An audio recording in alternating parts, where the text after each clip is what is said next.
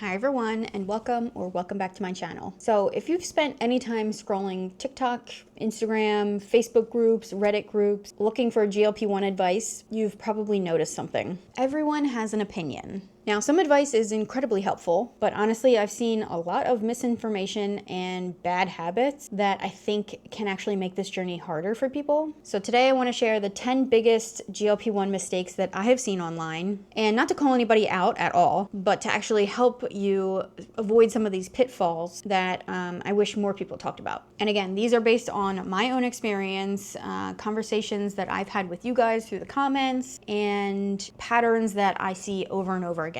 So mistake number 1, treating appetite suppression like a competition. I've seen comments from, I forgot to eat all day, or I've only eaten 400 calories today. People celebrate it. And I understand why. That is proof that the medication is working. But when you eat too little, especially eating too little protein, that's gonna leave you exhausted, make it harder to hit those protein goals in the first place, and will definitely make it harder to keep your muscle while losing weight at the same time. So instead of asking, how little can I eat? You need to be asking, what can I eat to nourish my body with the appetite that I have today? And usually that starts with your protein goal first and foremost. So that leads me into mistake number 2. Not prioritizing protein. This is probably the biggest mistake that I see, and from personal experience, which I still fall into this sometimes too, and also my mom is on a GLP-1, and I know just from her she doesn't prioritize protein too. If you're watching this, I know. When you're not hungry, protein is going to be the first thing that disappears usually, but protein is so important, and it helps support your muscle. It helps keep you full and satisfied, and it is one of the most important nutrients to focus on while losing weight. So I feel like you have to go into it thinking always, every meal, every time you reach for something, protein first. And if I'm not hungry for a full meal, usually I'll reach for something like a protein yogurt, like the Oikos 000. You'll see them in the food store, or the Aldi versions of the 000 are really good too. A protein shake. Cottage cheese on toast, which is currently one of my hyperfixation meals that I love so much. Or if it's breakfast, eggs or a protein bar. I currently am loving the Bear Bells protein bars. They're a little expensive, but I buy them on Amazon, so you get the percentage back if you have an Amazon card. And they don't hurt my stomach, which a lot of the protein bars do. Oh, and they're not disgusting, which a lot of protein bars are.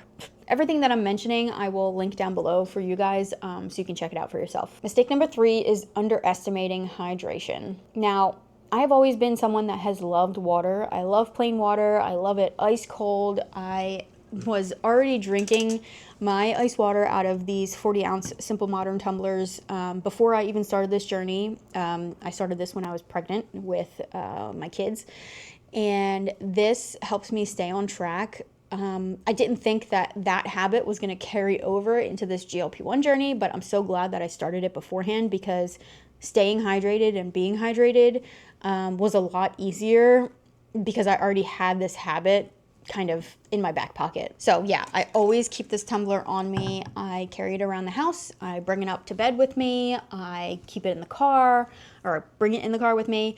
And then if I'm feeling like I need something a little bit extra, I will throw a hydration packet into a water bottle. Not this water bottle. I keep this one just for ice water, but I mean like in like a plastic water bottle. If I'm feeling like I want something sweet, I'll do the Liquid IV, sugar-free peach, my go-to favorite for years. If I want something not as sweet, or if I want to drink it with a meal, I'll do the Waterboy Daily Hydration. It has less sodium in it, so that you can drink it every day. Or the Bubs Hydrate or Die. This is the mixed berry. These are not as sweet, and I really like these, like drinking these with a meal. But if I'm craving something sweet like after a meal, almost like a dessert, or if I'm feeling super depleted, and what in my head I call it, I'm feeling low, which means I feel like my blood pressure is low and I need like something to pick me up right away, I will put this in a water bottle and basically chug it. And then in like 10, 15 minutes, 20 minutes, I'll feel 10 times better. So my tumbler and my electrolytes are pretty much staples in my routine. Mistake number 4 is comparing your dose to everyone else's. I've seen this question all the time. I'm only on 2.5, I'm only on 5. Is that bad? No. Or everyone's on a higher dose than me. Is that bad? No. Everyone's response is different. Like, body's response is different. Some people do really well on the lower doses or the lowest dose for a long time, and they can ride that out until going up to a higher dose. Others need adjustments and need to go up to the higher doses, obviously with the guidance of their healthcare provider, because their body just needs that. The goal isn't to get to the highest dose possible. The goal is to find the lowest dose that is the most effective for you and ride that out as long as possible. And going along with that, mistake number 5 is racing to increase your dose. You don't want to do this. Why would you want to race to the highest dose and then you're maxed out and you're still having, food noise and you're not losing weight, but you're at the highest dose possible and there's nothing else for you to do? Does that sound like a good plan? No. Now, I know it's tempting to think like, oh, if this dose isn't working, I'll just go up to the next one and it's going to work so much better. And yeah, it could, but increasing too quickly can sometimes lead to stronger side effects, and it might not necessarily even improve your results. So it's very important to work with your healthcare provider or with your GLP-1 provider to focus on consistency rather than speed. Mistake number 6 is ignoring strength training. And I'll be honest, I used to think that walking or jumping on my little trampoline was enough. I don't know when I'm going to publish this video, but in August, I am doing for myself a 30-day challenge. This isn't like, I'm not like hosting a challenge or anything. This is me personally.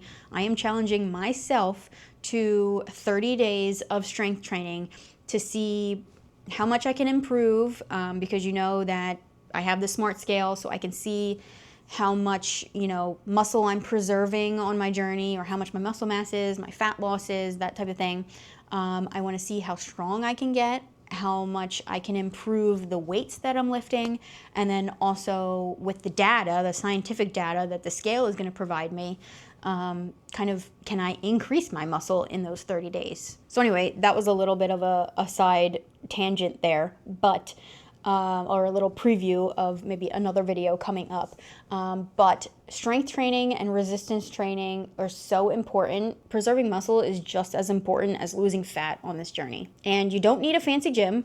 Body weight, just using your own body, resistance bands, dumbbells that take up little space in your house. But I would say just starting out with body weights, because it doesn't take up any space in your house. And if you give up, let's say, it's not going to be collecting dust in the corner and guilting you from the corner. It's only your body. Mistake number 7 is obsessing over the scale. So the scale only tells you one piece of the story, and I've said it time and time again in all of my videos. It doesn't tell you how your clothes fit, how your energy has improved, whether you're walking farther, or how much quieter your food noise has become. We all need to be celebrating those non-scale victories too. Mistake number 8 is chasing rapid weight loss. I completely understand wanting rapid results. This is coming from a slow loser, a turtle, if you will, where I only lose like a half a pound to maybe a pound a week. But sustainable habits are what going to help you maintain your progress. Because the goal isn't just to lose weight quickly, it's to build a lifestyle that you can continue long term, right? And mistake number 9 is believing every social media tip.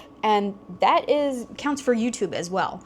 You need to take every video and every tip and trick with a little bit of grain of salt, because somebody's tip and trick that works for them might not work for you. Social media can be an amazing place to learn, but one person's experience is not going to be everyone's experience, or it's not going to be your experience. Especially like when you're making these big decisions about your medication, your dose, nutrition, make sure that you're getting that information from reliable sources, like your healthcare provider, and not just following kind of YouTubers or social media people's advice for things.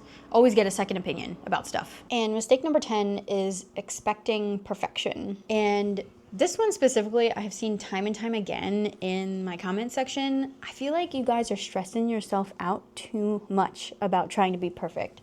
when it comes to your injection site or your dose or your protein or how much water you're getting in, it's nothing to be stressed about, okay? This journey shouldn't add stress to your life. If anything, it should take stress away from not having the food noise and all that food noise in your brain constantly. You should feel good about this journey. You don't need to be perfect, and nothing needs to be perfect. Even if you mess up one day or one week, the next week will always be there. There will always be another chance to be perfect. But don't stress out about it. It's really nothing to be stressed about. Like, some days I'll hit every goal. Some days I'll hit the protein goals. Some days I won't. Am I going to have a meltdown about it? No, because tomorrow is a new day. Next week is a new week. If I had bad side effects from an injection site, I'll try a different one next week. Like, you don't have to stick to the same injection site. You can try out different ones. There really is nothing to have meltdowns about on this journey. And progress isn't about being perfect every day. It's about showing up consistently over time. So if I could leave you with one piece of advice, it would be this. Don't compare your journey to anyone else's, including mine. Focus on eating enough protein, staying hydrated, and moving your body in ways that you enjoy. And remember that sustainable habits will always beat quick fixes. So I'd love to hear from you in the comments. Let me know which one of these mistakes surprised you the most, or is there one that you've learned the hard way? So if this video helped you, please give it a thumbs up. Subscribe to see my future stuff and more GLP-1 tips and real life experience videos. And you can check out the links in the description below for any of the products that I mentioned in this video, because they have genuinely made my journey easier. And you guys know from all my other videos, I keep it real, I keep it 100. I will not recommend any product or anything unless I actually use it myself and I actually think that it will benefit somebody else on their journey. So thank you so much for watching, guys, and I'll see you in the next one.